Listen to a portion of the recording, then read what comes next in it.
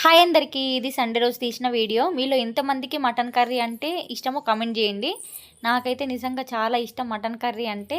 కాకపోతే మా పెళ్ళైన కొత్తలో నేను ఎప్పుడు వండినా కానీ ఈ కారం తక్కువయ్యేది, సాల్ట్ తక్కువయ్యేది, ఏందంటే వాటర్ వాటరే అనిపిస్తుండే నాకు. కర్రీ మొత్తం చిక్కగా అనిపించకపోయేది, టేస్ట్ కూడా అంత నచ్చకపోయేది. అప్పుడు ఏంటంటే నేను కారం తక్కువ వేసేదాన్ని అన్నట్లు, ఇంతే సరిపోతుంది కావచ్చు అన్నట్లు అనుకుని అంతే వేసేదాన్ని. కానీ తర్వాత అర్థమైంది నాకు, కారం కొంచెం ఎక్కువేస్తే సెట్ అయిపోద్ది, గ్రేవీ వస్తుంది, అలాగే టేస్ట్ కూడా బాగుంటుంది, అలాగే మనం మసాలా కూడా వేసుకోవాలన్నట్లు.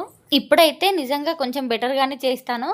మరి అప్పటంత ఘోరం అయితే అస్సలు అంటే అస్సలు కాదు. ఇప్పుడు ఎలా చేయాలో నేర్చుకున్నా నేను. మీలో ఎంతమంది నాలాగా ఇబ్బంది పడ్డారో కమెంట్ చేయండి.